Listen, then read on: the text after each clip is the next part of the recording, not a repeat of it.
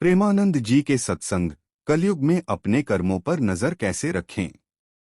दरअसल श्री प्रेमानंद महाराज जी से मिलने के लिए एक वकील आए थे और वकील ने श्री प्रेमानंद महाराज जी से सवाल किया कि कलयुग में अपने कर्मों पर नजर कैसे रखें। वहीं इस सवाल का जवाब देते हुए श्री प्रेमानंद महाराज जी नजर दृष्ट पुरुष रखता है और हम दृश्य बने हुए हैं और इसके लिए हमें इससे अलग होना पड़ेगा। महाराज ने बताया इसके लिए साधना ठीक करनी होगी और साधना ठीक है तो आप समझ लीजिए आप सतयुग में ही हैं। महाराज ने कहा कि नाम जप कर रहे हैं, पवित्र आहार पा रहे हैं, साथ ही सबके साथ सदव्यवहार कर रहे तो आप सतयुग है, कलयुग नहीं है। महाराज ने बताया पढ़ाई क्यों है जरूरी। इससे पहले महाराज ने बताया था पढ़ाई जरूरी क्यों है। दरअसल श्री प्रेमानंद महाराज जी से मिलने के लिए 10वीं और 12वीं में पढ़ने वाले 2 बच्चे आए थे जो भाई बहन हैं। वहीं इन दोनों बच्चों ने कहा कि हम नाम जप पाठ आदि गुरुजनों की कृपा से करते हैं। वहीं इस बीच इन दोनों बच्चों ने बताया कि कई बार उन्हें पढ़ाई के दौरान ध्यान आता है कि अगर संसारिक पढ़ाई का अध्यात्म में महत्व ही नहीं है तो हम पढ़ाई क्यों करें। वहीं श्री प्रेमानंद महाराज जी ने इस सवाल का जवाब दिया है। श्री प्रेमानंद महाराज जी ने इस सवाल का जवाब देते हुए कहा कि हम इस सृष्टि में भेजे गए हैं तो हमें कोई न कोई सेवा मिलेगी। वहीं श्री प्रेमानंद महाराज जी ने कहा कि अगर हम सृष्टि से जुड़ा ज्ञान नहीं रखते हैं तो आप अच्छी पढ़ाई नहीं करते हैं तो हमारे समाज की सेवा कैसे कर पाएंगे। इसी के साथ श्री प्रेमानंद महाराज जी ने कहा कि पढ़ाई करना भी भगवान का जप करना जैसा ही है। वहीं महाराज जी ने ये भी कहा कि भजन पढ़ने में बाधक नहीं सहायक है और इसी वजह से हमें पढ़ाई करनी चाहिए। भगवत भाव से की जाने वाली सभी क्रिया वो भगवान की सेवा है और इसी वजह से पढ़ाई करना बहुत जरूरी है। इसी के साथ महाराज ने कहा कि जो भी पढ़ो भगवान की पूजा समझ के करो। वहीं महाराज जी ने ये भी हम पढ़ाई नहीं करेंगे तो बुद्धिहीन हो जाएंगे और फिर हमारा मन पढ़ाई में भी लगेगा। प्रेमानंद महाराज ने बताया कि कोई ऐसा पाप है जो मन से नहीं हो केवल तन से हो। किसी भी क्रिया की शुरुआत पहले मन से ही होती है। मन ही आपके संपूर्ण कर्मों का कारक भी है और कर्ता भी।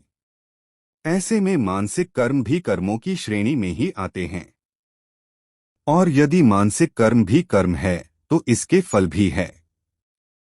आप किसी के लिए दुआ करते हैं, किसी को आशीर्वाद देते हैं, यह सब अच्छे कर्म है। हर समय किसी को बद्दुआ, किसी को कोसना, किसी के विषय में बुरा सोचना, यह सब बुरे कर्म है।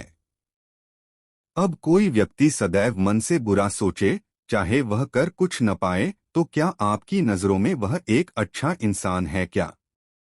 आपके विचार ही आपके आसपास का वातावरण का निर्माण कर आपको फल देते हैं। अच्छे विचार सकारात्मक परिस्थिति तो बुरे विचार नकारात्मक परिस्थिति का निर्माण करते हैं। यही परिस्थितियां आपको आपने मानसिक कर्मों का फल देती है। यह सुख दुख की स्थिति मानसिक ही तो है। सदैव बुराई सोचने वाला इंसान क्या है? कोई भी कर्मों का फल प्राप्त किए बिना मुक्त नहीं हो सकता। कर्म के आगे किसी का जोर तथा रिश्वत भी नहीं चलती। कर्म एक स्वतंत्र सत्ता है और जीव को प्राणियों को कर्म करने का स्वतंत्र हक है और कर्म फल भी कर्म स्वभाव से ही प्राप्त होता है। यह बात जैन सभा पुराना हाउसिंग बोर्ड प्रवचन सभागृह में धर्म प्रेमियों को संबोधित करते हुए जैन संत अनुपम महाराज ने कही। उन्होंने कहा कि कर्म का फल कोई परमात्मा नहीं देता। व्यक्ति जो करता है वही उसे मिलता है। अच्छे कर्म करता है तो अच्छा फल मिल जाता है, बुरे कर्म करता है तो बुरा फल मिल जाता है। पक्का हुआ आम कभी कड़वा नहीं हो सकता, वो सदैव मीठा ही रहता है। इसी प्रकार से अच्छे कर्म का फल हमेशा सुखदायी होता है। इसलिए हमें सर्वदा अच्छे कर्म, श्रेष्ठ कर्म उत्तम कर्म जिसमें आत्मा को सुख हो, आत्मा की मुक्ति हो और सर्वजन के लिए हितकारी हो, ऐसा श्रेष्ठ कर्म सदैव करना चाहिए। प्रभु महावीर इस संदर्भ में कहते हैं कि आत्मा स्वयं करता है, स्वयं भोगता है। आत्मा स्वयं मित्र और स्वयं शत्रु है। इसी बात को कर्मयोगी श्री कृष्ण कहते हैं कि कर्म करते जाओ, फल की इच्छा मत करो। अच्छे बुरे कर्मों का फल तुम्हें स्वयं ही मिलेगा।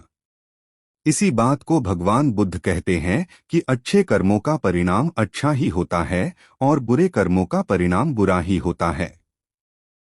संत ने कहा कि व्यवहारिक दृष्टि से भी कोई मनुष्य मदिरा पीने का कर्म करता है तो मदिरा पीने का परिणाम उस मनुष्य को मिलता है। इसके विपरीत कोई व्यक्ति शहद पीने का कर्म करता है तो उसकी जिह्वा मीठी हो जाती है। ठीक इसी प्रकार से सब कर्मों का अपना स्वभाव है। वह अपने कार्य अनुसार कर्मानुसार अपना स्वभाव छोड़ता है। उन्होंने कहा कि बुरे कर्मों का त्याग करना चाहिए तथा अच्छे कर्म सदैव करने चाहिए। अच्छे कर्म करने पर भी अभिमान नहीं रखना चाहिए। उन्होंने कहा कि निरपेक्ष भाव से अच्छे श्रेष्ठ कर्म सदैव करने पर परमात्मा की प्राप्ति होती है। कलयुग का वर्णन करते हुए श्री कृष्ण कहते हैं कि कलयुग में ऐसे लोगों का राज्य होगा जो दोनों ओर से शोषण करेंगे, बोलेंगे कुछ और करेंगे कुछ, मन में कुछ और कर्म में कुछ। ऐसे ही लोगों का राज्य होगा। इसी प्रकार कलयुग में ऐसे लोग रहेंगे जो बड़े ज्ञानी और ध्यानी कहलाएंगे। वे ज्ञान की चर्चा तो करेंगे लेकिन उनके आचरण राक्षसी होंगे। बड़े पंडित और विद्वान कहलाएंगे किंतु वे यही देखते रहेंगे कि कौन सा मनुष्य मरे और हमारे नाम से संपत्ति या पद कर जाए। कलयुग में मानव का मन नीचे गिरेगा, उसका जीवन पतित होगा। यह पतित जीवन धन की शिलाओं से नहीं रुकेगा, नहीं सत्ता के वृक्षों से रुकेगा, किंतु हरि नाम के एक छोटे से पौधे से, हरि कीर्तन के एक छोटे से पौधे से मनुष्य जीवन का पतन होना रुक जाएगा।